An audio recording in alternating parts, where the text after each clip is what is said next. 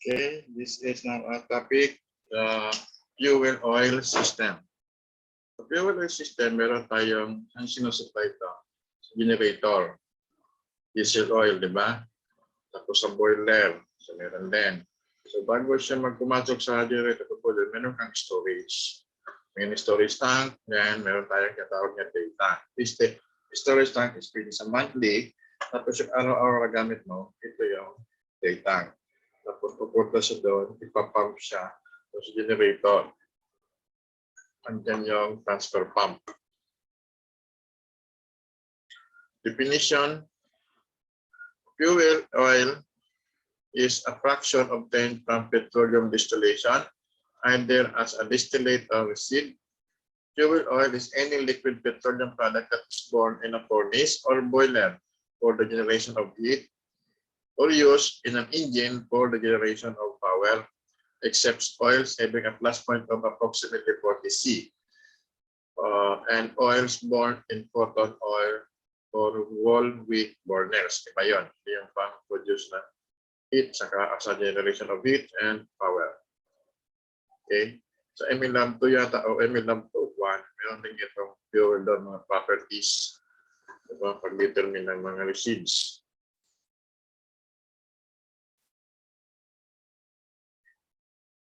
In this sense, diesel oil is a type of fuel oil.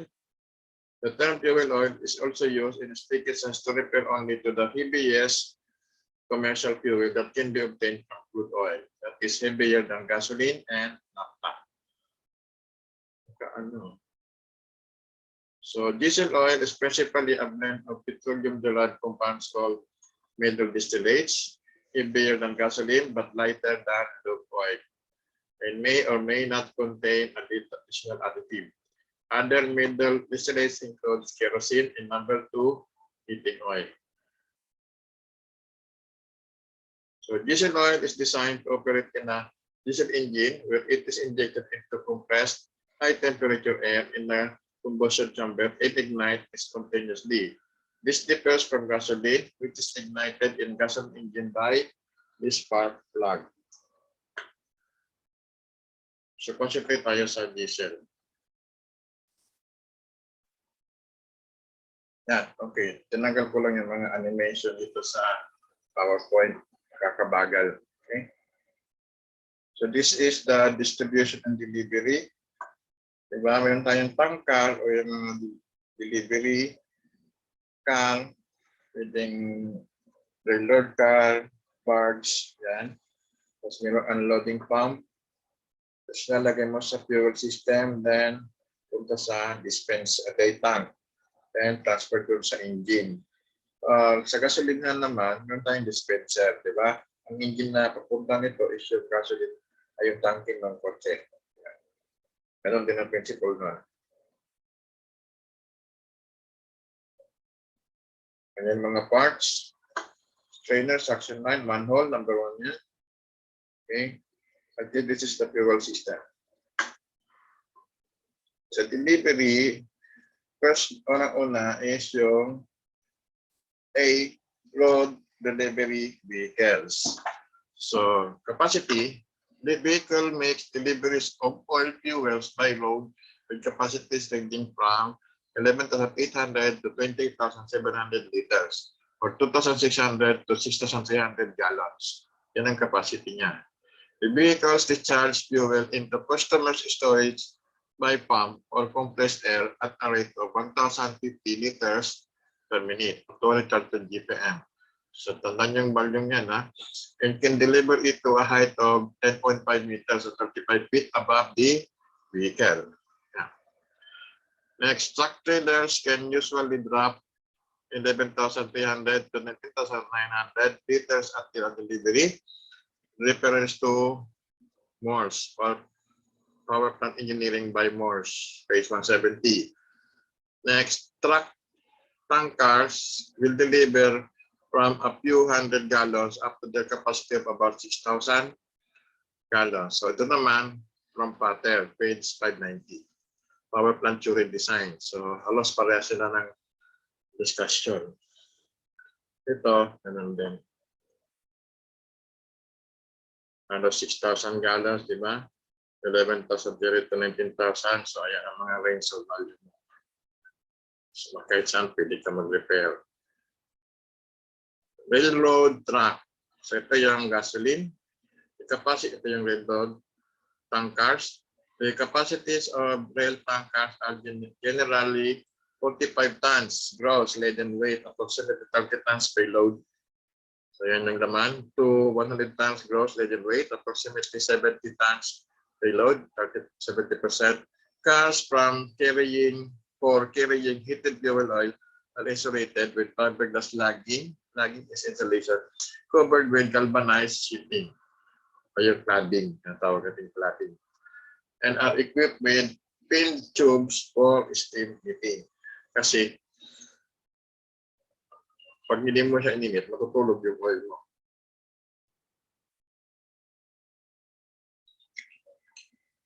Railway tankers vary from 30,300 to 45,400 liters capacity.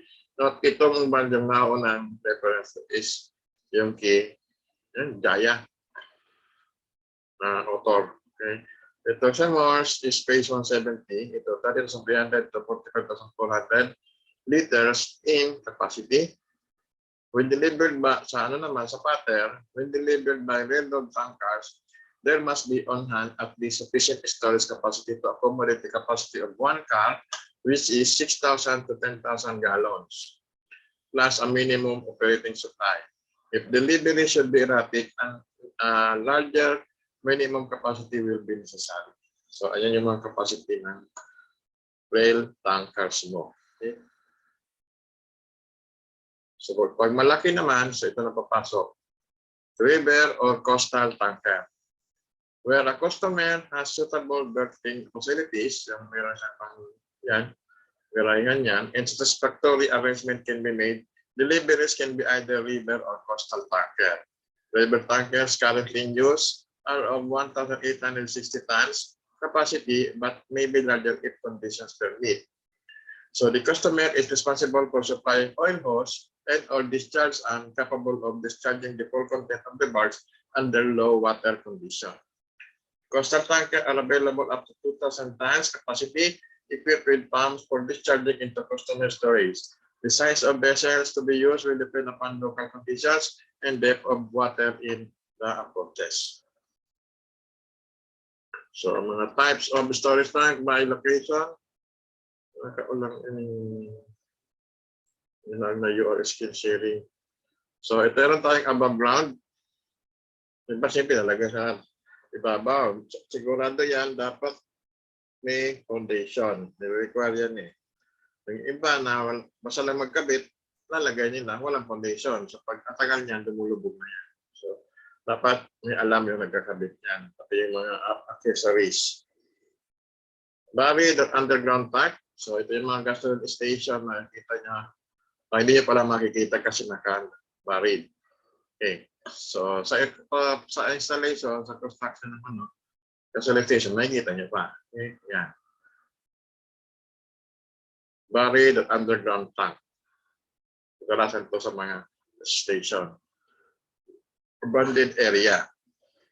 So ito naman, pwede rin itong ilubog. Pwede rin above. Kailang makapal yung niya, yung wall. Kasi yung leakage ng oil, pinagbabawal yun. So,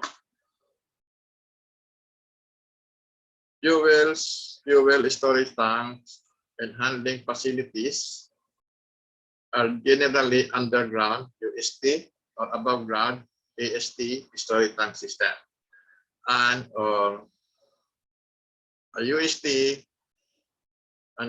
is any one or combination of tank or tank system defined in applicable federal or state regulation as an UST. So, may mga code dyan as may code. Okay, hindi natin i-discuss dito sa code yun. Basahin nyo na lang yun. Refer na lang kayo ng mga code. Hanapin nyo doon during construction. Kasi mga procedure naman doon. Typically, unless otherwise provided by applicable federal or state laws, an UST is used to contain a regulated substance as petroleum product. and has 10% or more of its total volume beneath the surface of the ground. So 10% lang nakalubog at is above ground pa rin. Okay. Total volume includes any piping used in the system. Total volume includes any piping system used in the system. An UST may be buried or an above ground with buried piping if the piping holds 10% or more of the total system volume, including the tank. So that is, for more than 10% ang nakalabog, ang tawag na doon is buried tank on volume. For the purpose of this part, an above ground storage tank, AST, is any storage tank whose total volume, piping and tank is less than 10% underground, or any storage tank defined by applicable law or regulation as an AST. Yan, may mga rules yan. Ha?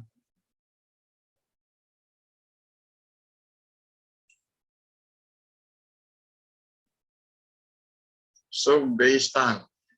In general, if you need to store less than 1,000 gallons of fuel, you will need sub-base tank.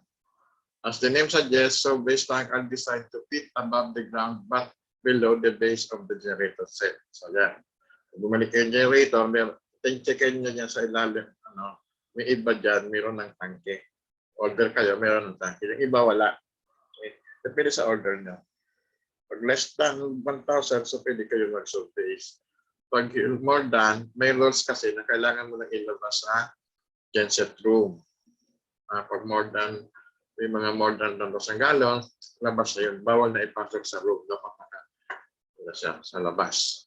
So base tanks are rectangular in cross-section and double-walled tanks. This help to prevent spillage of fuel in case of leakage. And ang purpose ng double-walled. By materials, ito yung mga types of the storage tank. There are 5 main types of the storage tank available for industrial and commercial fuel oils. Namely, mild steel, welded, sabihin natin yan.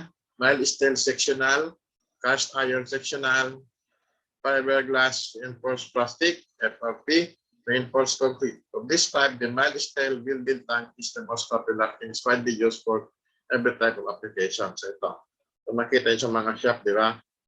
Yan, wini-welding nila yan. That is mild steel.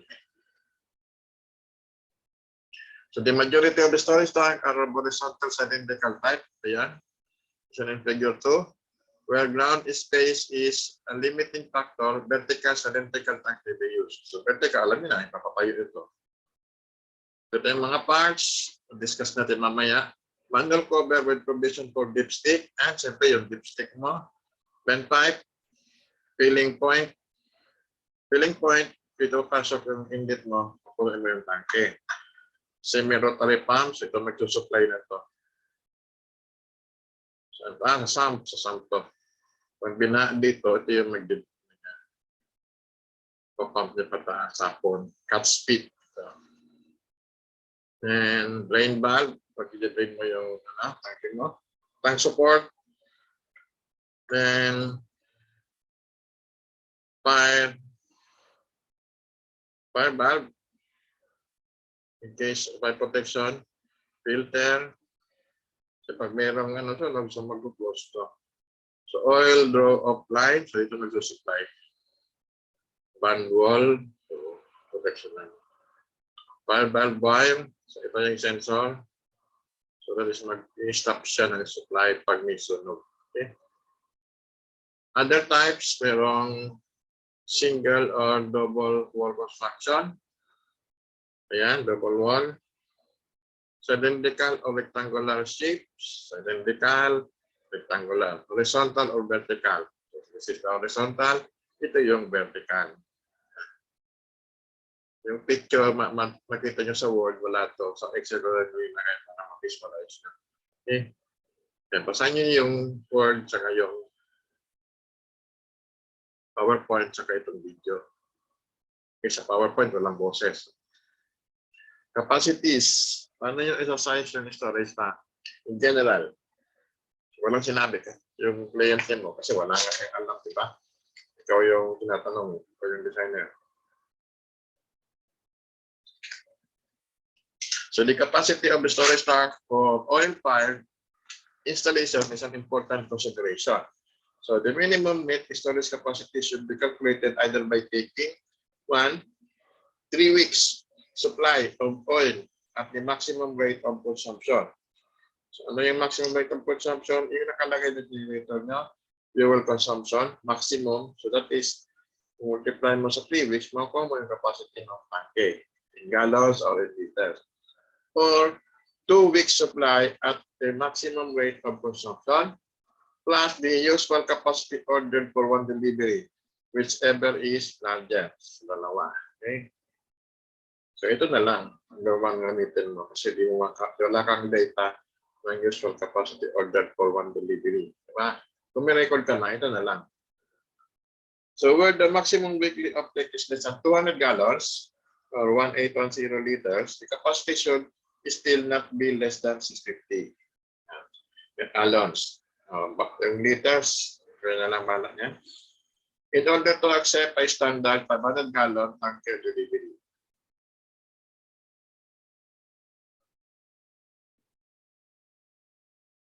Yung tanker, mas maliit. Parang ano yan. In some circumstances, it may be desirable to provide more than one tank, each of sufficient capacity to accept at least a full delivery. Reserve. So for the purpose of sizing storage tank, it may be considered that a gallon of fuel oil will generate 10 kilowatt-hour. So there are 42 gallons per gallon. This is only an average. Pero meron din tayong tape sa brochure, meron na kayong nakatabulate na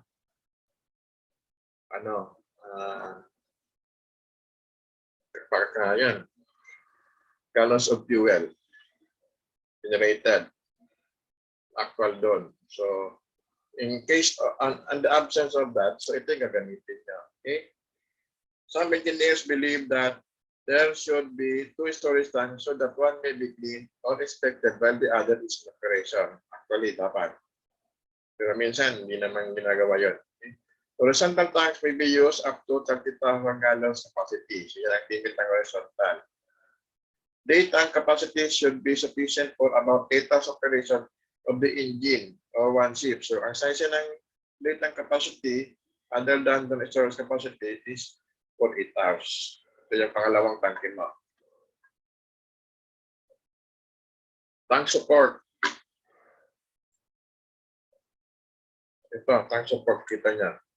Horizontal cylindrical tank should be installed on brick or reinforced concrete cradles with a downward slope of 1 inch in 50. 1 in 50 from the draw-off end towards the drain valve. So, yan. Cradles should be constructed on foundations adequate for the load being supported and the type of soil. Ito.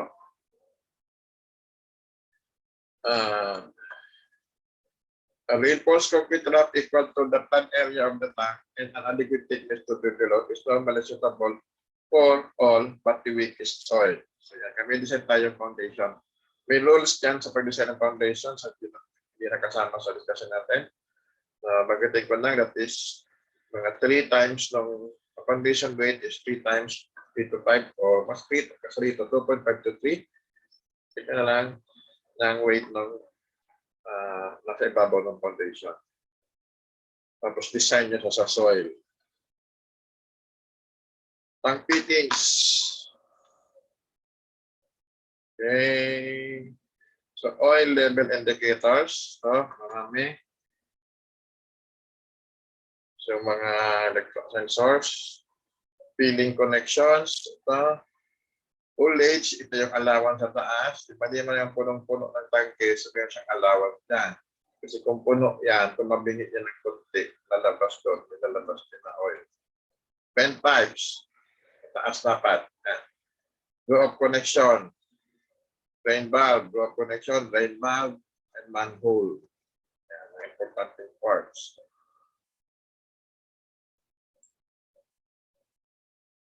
Oil level and filling connection sa left side. Oil level indicators. Pag hindi high-tech, ito lang, brass dipstick is recommended as a cheap and reliable means of determining the contents of the storage tank. So sa storage tank, meron siyang mga level sa gilid, di ba? The dipstick, when required, is usually provided, ready calibrated by the tank manufacturer before installation. So yung diameter ng tank, may parang graduation yan, guhit-guhit. So saan ka mo, ang basa mo doon, yung kailangan mo yung volume. In many cases, it is convenient to use a dipstick due to the position. In many cases, it is inconvenient to use a dipstick due to the position or location of the tank. Yung ibabaw ng tanke, hindi na kasi yung dipstick. And there are a variety of direct and remote contents, gauges available, including these glasses, mga side glass, load and weight, load and swing arm, load and indicator, hydrostatic, electrical capacitance, etc. So, marami na yung mga sensors. For the filling pipes should be as short as possible and free from sharp bends. Bawal liko-liko. May nakamalapit na area. Kaya dapat yung location mo ng tangke mo is malapit sa outside. The terminal should be in a convenient position to allow easy coupling of vehicle hose connection. Wherever possible, within 5 meters of the hard standing for vehicle delivery. The most suitable height of filling pipe is about 1 meter above ground and clear of all obstruction. Okay. Pag masyadong mataas filling pipe, bago na. Okay. Next, haulage and vent pipes. Haulage muna tayo. The air space between the oil surface and the top of the tank is known as haulage. So alam niyo yan, di ba? Oil surface sa loob ng tanke. There should be always be a small haulage remaining when contains this register pool. This prevents the discharge of oil from the vent pipe due to any coating and surging of liquid during delivery. Kasi kapag pinipil up mo yan ng oil, mataas siya, so nagbe-wave sa loob. So the haulage should provide not less than 100 mm for ease between the oil surface and the top of the tank, or be equivalent to 5% of the total content, whichever is larger. So, sa example natin, gamit is 5%. So, kaya lang bala sa actual po inputs. So, bali, ito lang muna gamit natin as instruction sa inyo. A vent pipe must be fitted at the highest point of every storage tank. Wherever possible, it should be visible from the filling point and terminate in the open air, in a position where any oil vapor will not be objectionable. Kasi vent yun. And in the event of an overflow, there will be no damage to property by risk of contamination of rain. So, when binanggit yan, it should be visible from the filling point. Siyempre, habang ikaw nandun sa pinipil mo yung tangke, nakikita mo yung vent pad kasi baka lumabas na doon yung oil. Kaya dapat nga, kaya sinasabi dyan, visible. Hindi mo nakikita, lumalabas na pala doon yung oil, yung diesel.